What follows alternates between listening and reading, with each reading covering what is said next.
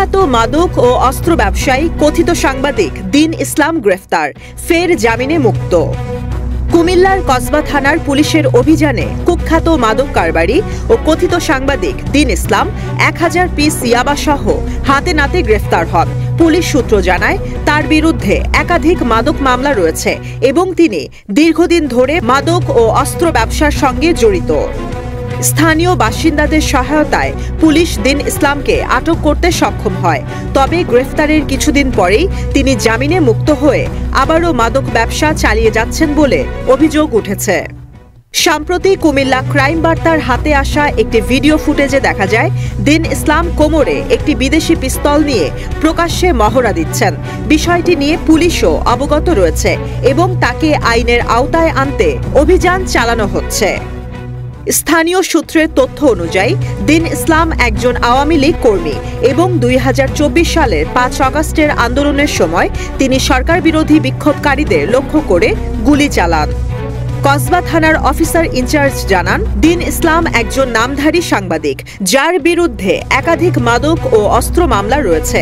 আমরা তার বিরুদ্ধে আইনগত ব্যবস্থা নিচ্ছি এবং তার কাছে থাকা অস্ত্র উদ্ধারে অভিযান চালানো হবে। আমি পাইছি ঠিকই, কিন্তু আসলে ও নিজেকে একবার সাংবাদিক পরিচয় দেয়, আবার নিজেকে একবার টিভি পরিচয় দেয়, একবার র্যাব পরিচয় দেয়। মানুষ আসে আমাকে বলে, তখন আমি তার নাম ঠিকানা দিয়ে যখন আমাদের সিডিএমএস চার্জ দিয়ে দেখছি তার বিরুদ্ধে প্রায় মনে হয় 8-10টা মামলা হবে। মামলাগুলো হলো ম্যাক্সিমাম হলো মাদকের মামলা এবং ডাকাতির প্রিপারেশনের মামলা। তো আমি বললাম, আমি তো মানে আশ্চর্য হয়ে গেলাম এটা দেখে। সে নিজেকে আবার সাংবাদিকের পরিচয় দেয়, আবার এরকম মামলা তার বিরুদ্ধে। নট অনলি ব্রাহ্মণবাড়িয়া, তার মামলাগুলো বিশেষ করে সে মনে হয় ঢাকার রুট ইউজ করতো।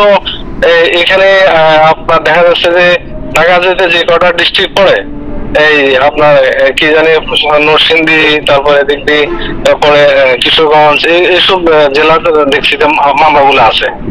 তো কদিন আগে আমি একটা ভিডিও ফুটেজ পেলাম, সে অ্যাড দিচ্ছে ইয়াবার, অনেকগুলা ইয়াবা, অনেক কার্টন সে খুলে খুলে অ্যাড দিচ্ছে যে এত ভালো ইয়াবা কখনো দেখছো তোমরা, এই ক টাকার জন্য বিশেষ করতেছে না, এইরকম কথা বলে বলে শেয়ার দিচ্ছে। জি, আপনি কতটুকু শুনছেন জানি না। তো পরে আমি যখন শুনছি যে একজন মাদক ব্যবসায়ীকে মাদক সহ লোকজন ধৃত করেছে এবং মারপিট করতেছে, তো মাদক ব্যবসা হোক, কিন্তু তাকে তো আসলে মারপিট করাটা ঠিক না, নিজের হাতে তোলা ঠিক না। তখন আমি কি করছি, আমার 2টা টিম দ্রুত পাঠাই দিই ওখানে ঘটনাস্থলে। তো আমার পুলিশ যায় দেখে যে সে মানে একবারে পুকুরে মানে তাকে মানে করে তাকে মোটামুটি যে আগুন টাগুন দিয়ে মোটামুটি সেট করছে। আর তার দখল হইতে তখন ওই দিন 1000 পিস সম্ভবত ইয়াবা উদ্ধার হয়। আইনগতভাবে তাকে আমরা মাদক মামলা গ্রেপ্তার দেখা আদালতে সোপর্দ করি। এখন আবার শুনতেছি সে রিসেন্টলি জামিনে চলে আসছে। আয়সা নাকি আবার সে মাদক ব্যবসার সাথে শুনতেছি জড়িত হয়েছে এবং বিভিন্ন প্রপাগান্ডা চড়াইতেছে।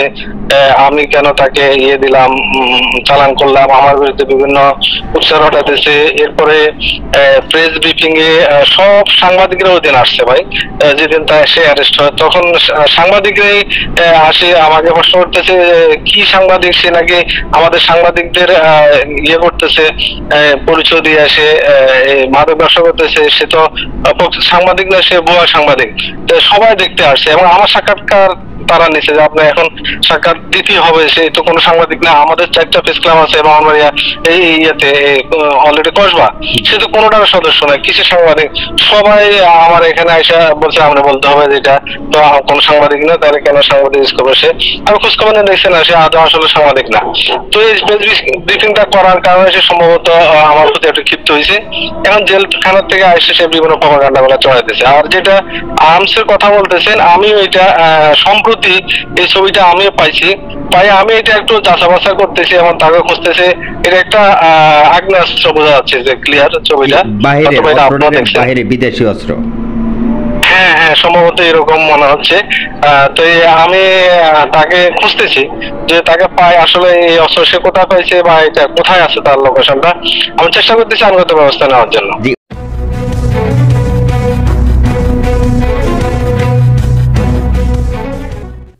স্থানীয় বাসিন্দাদের অভিযোগ, দিন ইসলাম 24 ঘন্টা মাদক সেবনে আসক্ত এবং সারা দেশে মাদক পাচারের সঙ্গে জড়িত, এমনকি তিনি অস্ত্র চালানের সঙ্গেও যুক্ত বলে সূত্র জানায়।